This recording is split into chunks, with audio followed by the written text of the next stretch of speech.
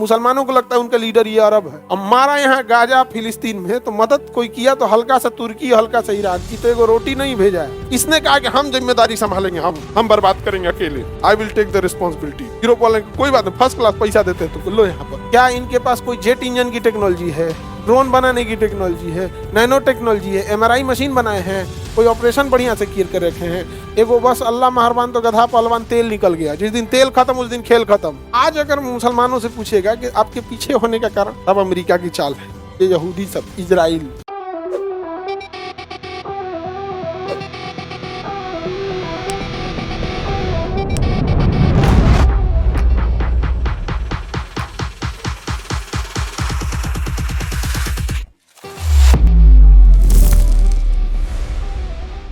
आज ऑटोमन साम्राज्य केवल तुर्की में, केवल किसमें है? तुर्की में है।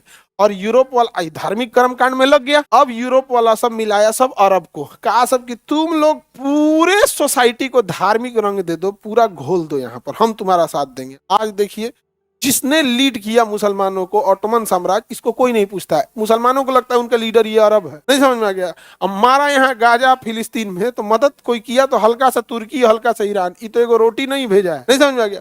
इसने कहा कि हम जिम्मेदारी संभालेंगे, हम बर्बाद करेंगे अकेले, I will take the responsibility. Europe वाले कोई बात नहीं, फर्स्ट क्लास पैसा देते हैं तुमको, लो यहाँ पर। अब इसने कहा कि ये यही कौन चीज है, leader, I am the leader. अरब वाले ने लीडर संभालने लगे यहाँ पे। इसी बीच और धीरे धीरे आया, अब इस यूरोप वालों को पैसे घट गया। यूरोप वालों को पैसा कौन दिया?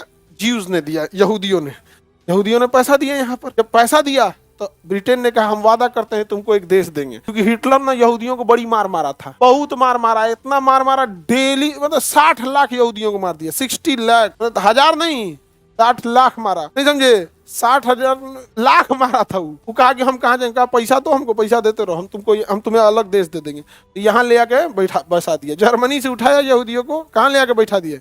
यहाँ पे।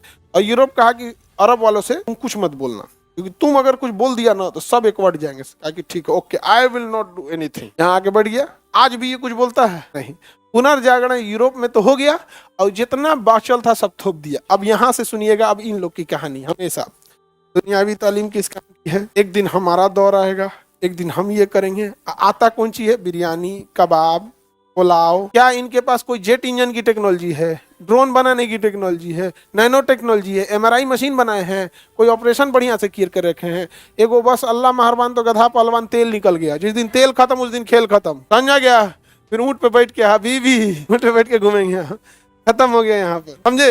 ये बात हम लोग बोल देते हैं तो लगता है खराब बोल रहे हैं। अपने से पूछे लोग मुसलमान लोग कहाँ चल गए, स्पेन से यहाँ चला है, कौन लेके आया था? समझे? किसी को दिक्कत? और यूरोप वालों ने इन यहाँ पर सबसे बड़ा कहानी क्या सुना दिया कि अपनी विफलता का कारण दूसरे पे थोप देना। आज अगर मुसलमानों से पूछेगा कि आपके पीछे होने का कारण, तब अमेरिका की चाल है, ये यहूदी सब, इजराइल, यही। यानी इंटरनेशनल कोई दिक्कत हुआ तो 3 गो आदमी जिम्मेदार, अमेरिका, इजराइल और यहूदियों की चाल। ये तो तुम अपने में लड़ रहा है सिया सुन्नी करके, ये कौन है? अब भारत में आके देखिएगा, सरकार हमारा साथ नहीं दे रही। जब हाल है यार, पुनर्जागरण यूरोप में हो चुका।